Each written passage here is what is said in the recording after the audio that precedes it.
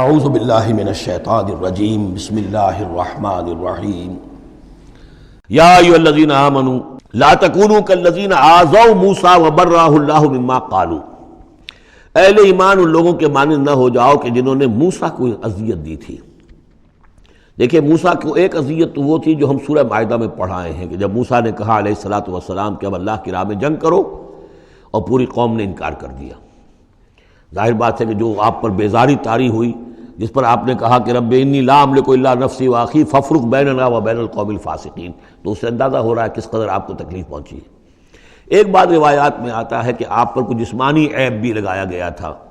وہ اپنی حیا اور شرم کی وجہ سے وہ اپنا لباس جو ہے وہ خاص طور پر اکثر و بیشتر کبھی بھی آپ عریان نہیں ہوتے تھے، جو ان کے ہاں جو رواج تھا ان میں یہ ہے کہ اتنا لحاظ نہیں رکھتے تھے، لیکن یہ کہ اب انہوں نے یہ کہنا شروع کر دیا کہ کوئی عیب ہے ان کے اندر جسمانی طور پر جس کی وجہ سے یہ اتنے شرم اور حیا کا مظاہرہ کرتے ہیں۔ بہرحال اللہ تعالیٰ نے اس کے لیے ایک سبیل پیدا کی، ایک لمبا قصہ ہے کہ جو احادیث میں موجود ہے۔ تو فرمایا تو اب یہ ہے ذاتی قسم کی ایذا، اور میں سمجھتا ہوں کہ وہ حدیث جو اندر جو واقع ہے وہ صحیح ہے، اس لیے کہ یہاں بھی ذاتی قسم کی ایذا ہے جس کا تذکرہ ہو رہا ہے کہ حضور کو حضور کے ازواج مطہرات کے حوالے سے کوئی اس طرح کا سکینڈل اٹھا کر جو ہے تو وہ تو تکلیف، جیسے کہ سورہ نور میں ہم پڑھ آئے ہیں کہ کس قدر دن آپ پر سخت گزرے ہیں وہ جبکہ حضور حضرت عائشہ پر جو ہے وہ تہمت لگائی گئی تھی۔ تو یا ایھا الذین آمنوا لا تکونوا کالذین آذوا موسیٰ، ان لوگوں کے مانند نہ بن جاؤ کہ جنہوں نے موسیٰ کو اذیت دی تھی، فبرأہ اللہ مما قالوا، تو اللہ تعالیٰ نے انہیں بری ثابت کیا، ان کی ثابت کر دیا کہ ان میں وہ عیب نہیں ہے جو انہوں نے ان پر لگایا تھا۔ وکان عند اللہ وجیہا، اور وہ تو اللہ کے نزدیک بہت وجیح انسان تھے، صاحب حیثیت، صاحب وجاہت۔ یا ایھا الذین آمنوا اتقوا اللہ وقولوا قولا سدیدا، اہل ایمان اللہ کا تقوی اختیار کرو اور بات کرو سیدھی، خاص طور پر یہ گھریلو زندگی کے اندر چونکہ یہ معاملات ہو رہے ہیں تو یہ کہ گھریلو زندگی میں خاص طور پر انسان جو ہے زبان کا استعمال جو ہے اس میں محتاط رہے۔ یصلح لکم اعمالکم، اللہ تعالیٰ تمہارے سارے اعمال درست کر دے گا، ویغفر لکم ذنوبکم، اور اگر کبھی کسی نسیان یا کسی جذبات کے رو میں کوئی غلطی ہو جائے گی تو اللہ تعالیٰ تمہاری خطائیں بخش بھی دے گا۔ وَمَن يُطِعِ اللَّهَ وَرَسُولَهُ فَقَدْ فَازَ فَوْزًا عَظِيمًا، اور جو کوئی بھی اللہ اور اس کے رسول کی اطاعت پر کاربند ہو گیا اس نے تو بہت بڑی کامیابی حاصل کر لی۔ یہ دو آیتیں جو ہیں، یا ایھا الذین آمنوا اتقوا اللہ وقولوا قولا سدیدا یصلح لکم اعمالکم ویغفر لکم ذنوبکم ومن یطع اللہ ورسولہ فقد فاز فوزا عظیما، یہ بھی حضور نے خطبہ نکاح میں شامل کی تھی، جیسے سورہ نساء کی پہلی آیت، یا ایھا الناس اتقوا ربکم الذی خلقکم من نفس واحدۃ وخلق منها زوجها وبث منہما رجالا کثیرا ونساء واتقوا اللہ الذی تساءلون به والارحام ان اللہ کان علیکم رقیبا، ایک وہ آیت، دو یہ، اور ایک آیت سورہ آل عمران کی، یا ایھا الذین آمنوا اتقوا اللہ حق تقاتہ ولا تموتن الا وانتم مسلمون۔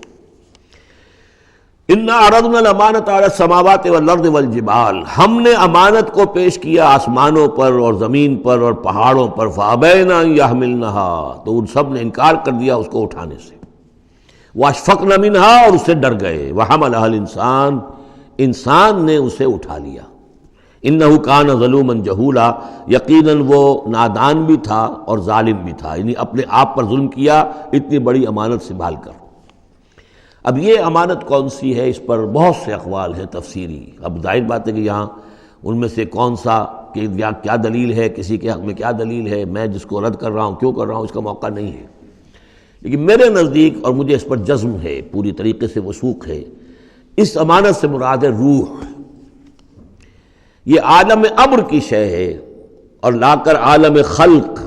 یہ ہمارا وجود حیوانی جو ہے یہ عالم خلق کی شے ہے، عالم امر کی شے کو بطور امانت عالم خلق کے اس وجود کے اندر امانت کے طور پر رکھا گیا ہے، یہ اللہ کی امانت ہے، وَنَفَخْتُ فِيهِ مِن رُوحِي، اپنی روح میں سے پھونک دوں تمہارے اندر، تو یہ ہے امانت، بہت عظیم امانت ہے۔ عالم امر میں آپ کو بتا چکا ہوں صرف فرشتے اور ارواح انسانیہ، یہ عالم امر کی چیز ہے، انہی کی جو کمیونیکیشن ہے وہی اس کو بھی امر کہا گیا ہے، عالم امر کی شے ہے۔ باقی جتنے بھی ہے یہ جنات ہوں یا جو بھی حیوانات ہیں، ہمارا بھی جو جسد حیوانی ہے وہ جو ہے عالم خلق کی شے ہے،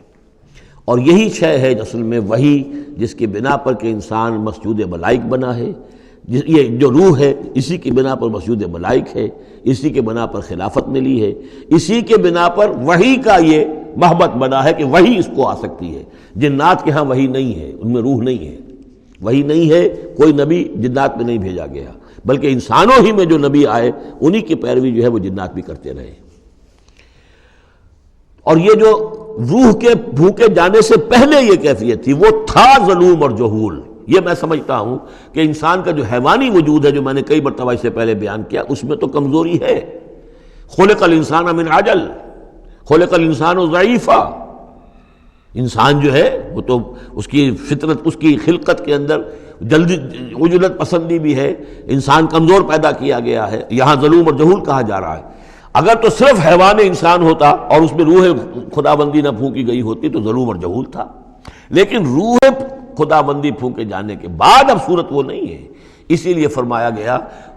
والتین والزیتون وطور سینین وہذا البلد الامین لقد خلقنا الانسان فی احسن تقویم ثم رددناہ اسفل سافلین۔